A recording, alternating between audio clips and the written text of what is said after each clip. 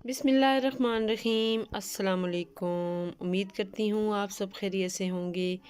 दुआ गो हूँ कि अल्लाह ताला रमज़ानुल मुबारक की तमाम रहमतें और बरकतें हम सबको समेटने की तौफ़ीक अता फ़रमाए।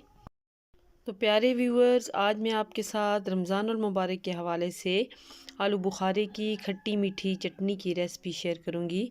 ये ऑल पर्पस चटनी है जिसे आप दही बल्लों में भी इस्तेमाल कर सकते हैं, चाट में भी, और वैसे आप इसे खा भी सकते हैं क्योंकि ये मीठी चटनी है। इसमें ये देखें 4 मगज़ ऐड होंगे तो इसकी गज़ाइयत भी बढ़ जाएगी और इसका टेस्ट भी बहुत ज़्यादा इन्हेंस होगा।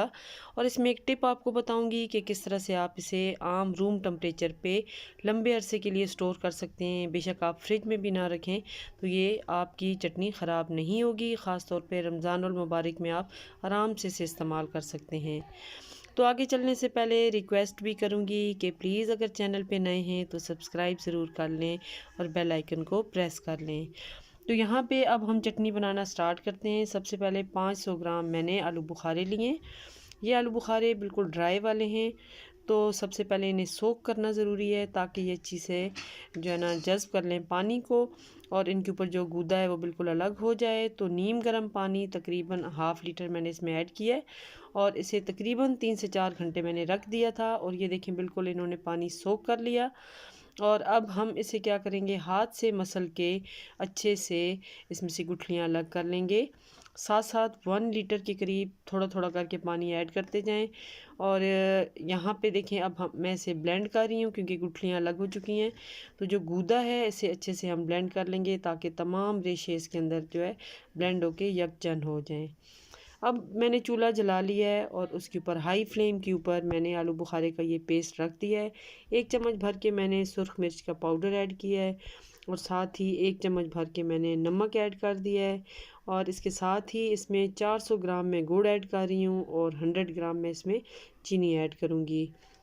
अगर आप चाहें तो सारा गुड़ इस्तेमाल कर लें या चीनी इस्तेमाल कर लें, ये बिल्कुल ऑप्शनल है।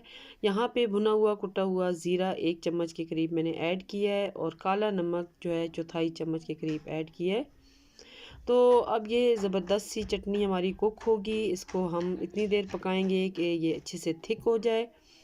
तो इसकी थिकनेस अपनी मर्ज़ी पे आप रख सकते हैं। यहाँ पे चुटकी भर मैंने सुर्ख जो है ना फूड कलर ऐड किया है, ज़्यादा इसमें ऐड ना करें। इसका मकसद सिर्फ यही है कि इसका कलर अच्छे से आ जाए, ज़बरदस्त सा इसकी ये देखें लुक हो जाए। तो चटनी ऑलमोस्ट हमारी रेडी हो रही है। अब इसके लिए 4 मगज़ तैयार कर लेते हैं। 1 चम्मच मैंने घी ऐड किया है और इसके अंदर तकरीबन 3 से 4 चम्मच मैंने 4 मगज़ के लिए हैं। इन्हें अच्छे से हम रोस्ट करेंगे लेकिन बिल्कुल लो फ्लेम पे। और ये चटनी ये देखें 20 मिनट तकरीबन इसे मैंने हाई फ्लेम पे पकाया है। अब इसमें 4 मगज़ ऐड कर देंगे। तो ये मज़ेदार सी हमारी चटनी रेडी हो चुकी है। इसमें मैंने यहाँ पे 4 मगज़ ऐड कर दिए हैं। अब अगर आपने इसको फ्रिज में नहीं रखना, आप इसको वैसे ही स्टोर करके रखना चाहते हैं तो आप इसमें चौथाई चम्मच के करीब सोडियम बेंजोएट ऐड कर दें। तो इसका कोई जो है साइड इफ़ेक्ट नहीं है। ये आपको आराम से केमिस्ट से या किसी पंसारी की दुकान से अवेलेबल होगा। तो यहाँ पे ये देखिए एक जार मैंने लिया है, इसको अच्छे से धो लिया है गर्म पानी से और इसको ड्राई कर लिया है। अब इसके अंदर ये जो है हम मज़ेदार सी चटनी स्टोर कर लेंगे। तो उम्मीद करती हूँ कि आज की वीडियो आपको अच्छी लगी होगी। दुआओं में याद रखिएगा। अल्लाह ताला आप सबका हामी नासिर हो। अल्लाह हाफिज़।